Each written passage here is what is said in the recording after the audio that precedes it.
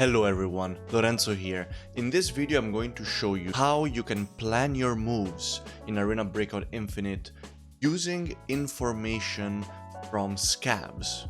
Scavs in the game are a huge source of intel, because you have to bear in mind that Scavs shoot at players, and so if you hear a Scav shoot, it means that there is a player in the proximity of that Scav. And if you hear different Scavs shoot at different times, but on the same side of the map, then you can deduct the path that your enemies are taking. And if you can do that, you can prepare an ambush that will allow you to kill them and make a bunch of money. Having this sort of awareness and paying attention to these kinds of details is one of the key things in Arena Breakout Infinite, especially to make money, to reach legend, and to become a better player. So I will show you this using a practical example from one of my recent raids. I really hope that you enjoy this video. If you do, please consider liking and subscribing. Let's get straight into it. Clear. Yeah, but the Deagle still has 51 damage. Alright, let's see it. Yeah, I'm gonna rotate on the right. Sounds Yellow good. orange. Villa. I'll stick left. Just I will let say me this is my rotate favorite gun, on but it normal. isn't. If I die first, it's not the gun's fault. Alright everyone, quick tactical briefing for this raid. Myself and the team spawned right here at the spawn by Orange House, and normally what I recommend doing when spawning here is to either move up north through the storage area, being very careful of enemies that spawn here or here, because you can get ambushed when you move up through the storage area. And when you do move up, you also really want to be careful for enemies on these rocks. A lot of snipers like to immediately come here and start looking for you as you move out through your spawn point. Another thing that you can do if you spawn here is loot the orange house and then keep moving forward down the left side towards the villa. As we know, there's a safe at the villa. You can hit that, and then you can move up through the south wheat field. Obviously, when you make this move, you need to be very careful of people entering the storage area. You might have people, sorry, I mean the loading area. You might have people up here where the sniper scav is. You might have people already into the villa if you moved up slow. So yeah, you need to be scouting these areas in red constantly through your move. But yeah, I recommend going either all the way down to the left, south, or all the way up to the right, north. And you will see that as we make these moves, we will run into opponents exactly in one of these expected areas. Let's move forward. Player coming to the villa. Which side? Yeah, Yeah. Two players. Maybe? Oh shit, you're down. Okay. yeah. That's him. I'm going to get killed in 3. They're not pushing still. Where are they? I need the info. Like in the door, on the door main entrance. They're going to kill me. Bursta. But they're pushing you, Bursta. Yeah. They're pushing you. Coming. I probably killed one. Okay, I'm dead. I love T3. Yeah, there's one inside house, and then the other one sounded like dirt road, maybe? I just killed one on the sandbags. Copy.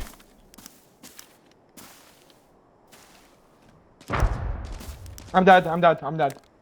What the I killed one on the sandbags. The other guy is on the left side. Like there is still a guy in villa, brother. Oh. Hit him once. Leave from there. Get back, brother.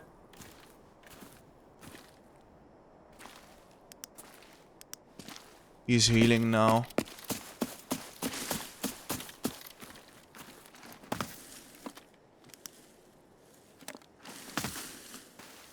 I killed one guy up there. Okay, I just saw another one and I hit him one time. I see that. I don't know if it is the guy who killed me.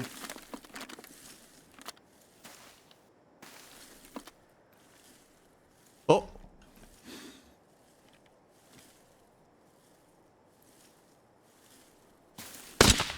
Ooh!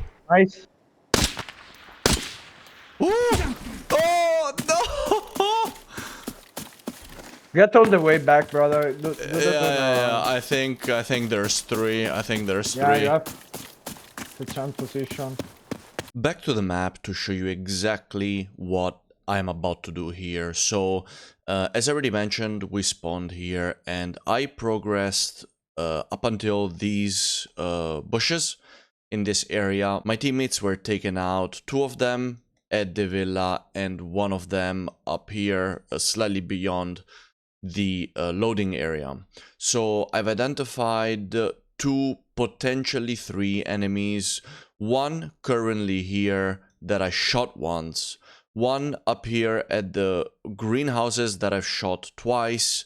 And then we also saw one running down here. So knowing that my enemies are more or less in this area right here, I absolutely cannot just push forward because I'm just gonna be pushing into an ambush. So what I decided to do is I decided to go back to my spawn point, and basically what I'm gonna try to do is I'm going to try to flank all the way up north without being seen, relocating to this position right here to try and see if I can spot them either moving out and so flank them from the side, or if they hold this position or potentially try to push me in this way, I can hopefully engage them from the back, from concealed position. And of course, a major issue in this case can be running into scavs, because scavs will shoot at you, and shots of the scavs will alert my enemies of exactly the type of move that I'm doing. So it is imperative that I don't get shot by scavs.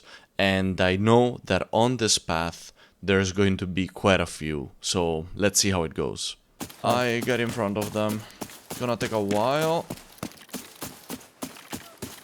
Oh no. What the scav?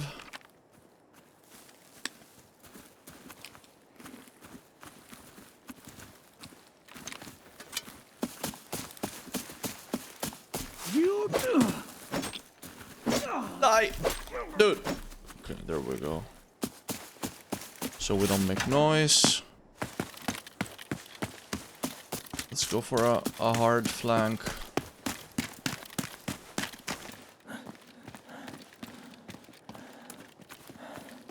Oh, come on. No, no, no, no, no, no, no, no, no, please, no.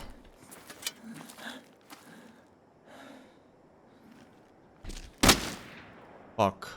Accept your derrota, cabrón.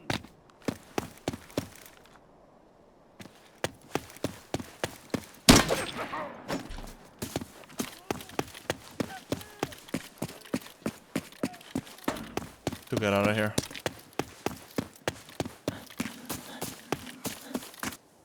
Several scavs. Oh, that is just such bad news for me right now. These scavs over here. Because they're gonna give me away.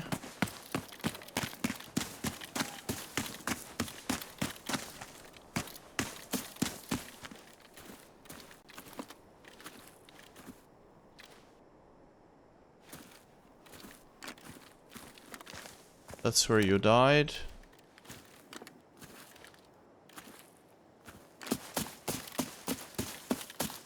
I think...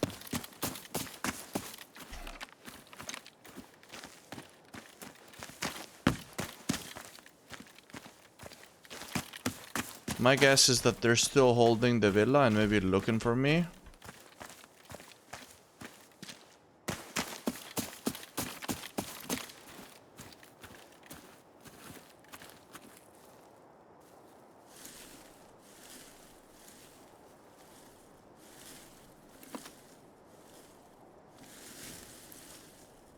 I'm also tier 3, so I definitely want to be taking this engagement from range.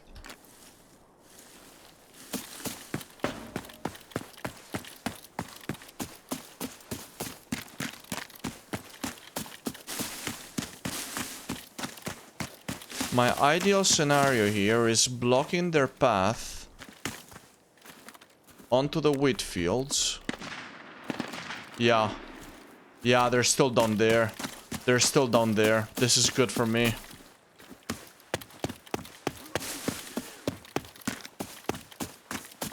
Oh. That's a player. Big Matska. You are done for.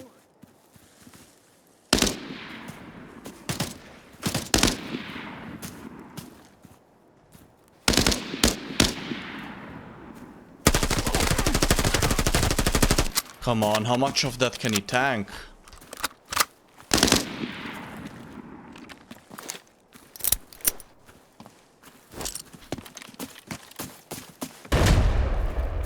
I hit him.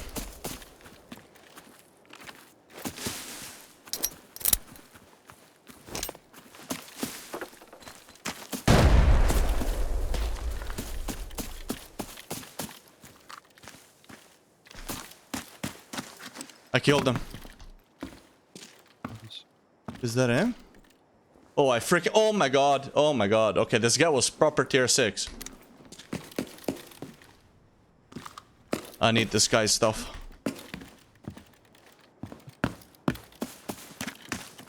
Oh, that's this guy running. Okay. This is my come up right here. Oh, he has a necklace. Holy bro. Oh my god. He has You got a G-neck. Bro, this guy had a necklace in his backpack, dude. Yeah, like, check it out. Oh, I'm shit. flexing, dude. I'm flexing. Okay, but I need to, okay, man, yeah, this was, like, tier 6 helmet as well. Oh, baby. Ah, you can say that again. I really need to loot this guy and start moving. Okay. And so, after looting my kill, I decided to go back and take another look towards the villa in order to gatekeep and potentially ambush the team that I fought at the beginning of the raid as they would move out of that area. But then, something else that's very interesting happened. The temptation to rat these villa guys is too big. I'm gonna check it out for a couple minutes. Let's see if they push up. Let's just see if they push up. Oh, so I just heard shots towards path to North Ridge. I think those guys might be rotating out like north side.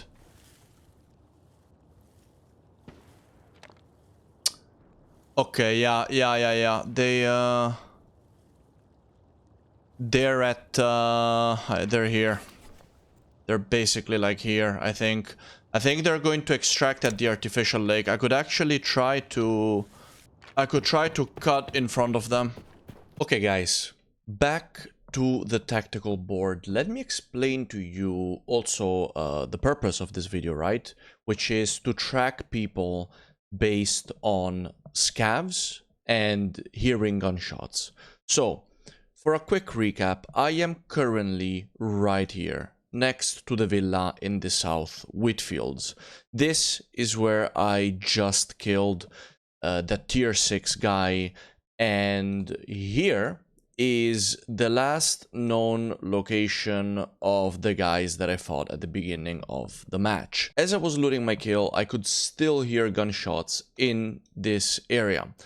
So I figured those guys must still be in this area. Bear in mind, it took me a while to loot, and scavs, such as the sniper scav over here, scavs in the loading area, scavs on the road, those guys, they respawn. So bear in mind that if you're hearing them shoot over here, it means that there's still players lurking around. But another thing that I heard were scavs shooting right here, because by the by this area, which I call open storage, by these water areas, there's always like quite a few scavs here. And so I heard some of these scavs shooting. So I figured my enemy must have moved this way and gone here. But then, of course, there's also the possibility that whoever is here could also be coming from stables and could be going to extract in this direction. However, shortly after hearing the shots on this X, I heard shots by Scavs again over here. And now, as you know, here in this part of the map, you have a sniper scav and you have a few scavs on the ground. So, since I heard first scavs shooting here and then about a minute later I heard scavs shooting there, I figured that the rotation of my enemy is not towards the east side of the map, but it's towards the west side of the map. And that this means that this person is basically heading to extract on the western side of the map. Now, there's another thing that I know. My extraction for this raid is the one right here. The rockfall extraction right underneath the cemetery. Because of that, my deduction is that the enemy's extraction is going to be either the lake extraction or the extraction at the end of the road all the way west side. So what do I decide to do? Based on all this information that I got basically just by listening to the shots on the map and by looking at where I have to extract, I decide to do the following. I get out of cover and I start sprinting in this direction.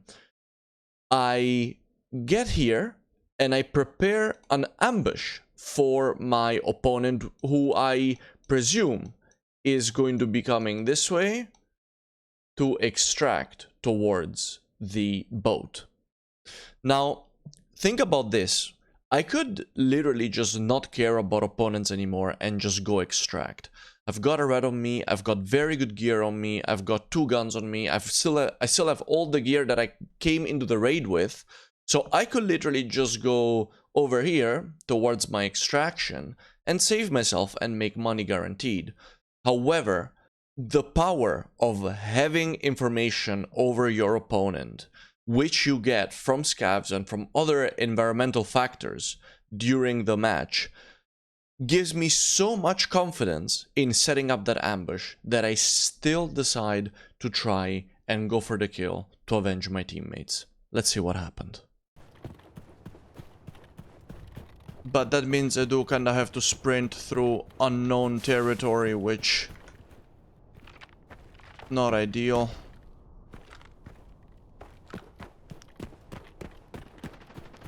Yeah, they're killing the scavs. They're going towards the lake. They're going to the lake.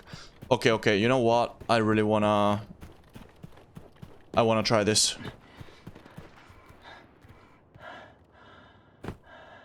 It's so important that I don't, like, shoot any scavs and make any kind of noise.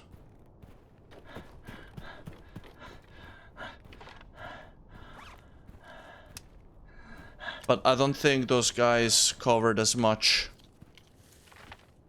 area as I have already. Man, I could be extracted by now, but I want to kill those guys, I really do. Well, there's one.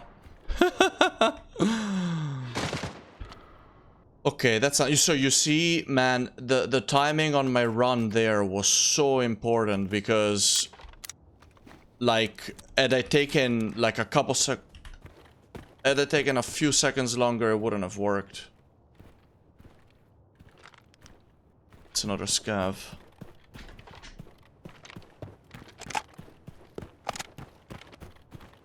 On our spawn side, it's a scav. Yeah. Oh man, another destroyed armor. Oh my god, this guy has stuff. Okay, wait. I need to get in position. I need to get in position to loot this. GS2s. Let's get rid of this mag and remove the ammo. He's got an FA Molt, which is great. Chapman Mill.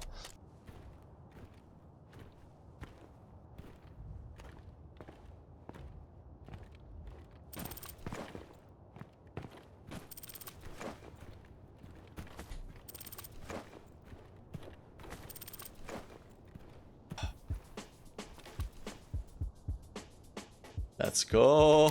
There's nothing. There is nothing. 3 ops eliminated? What? I thought it was 2. Who else did I kill?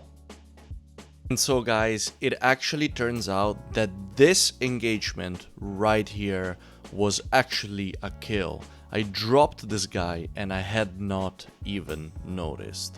But I hope that you understood better now how you can use Scavs, your map, and general environmental cues to understand the movement of your opponents and ambush them. I really hope that you enjoyed this video, and if you did, please consider liking, consider subscribing. Let me know your thoughts in the comments. If you'd like to support the channel further, check out my membership options. As always, massive shout out to my channel members. And without further ado guys, I'll see you in the next one. Take care.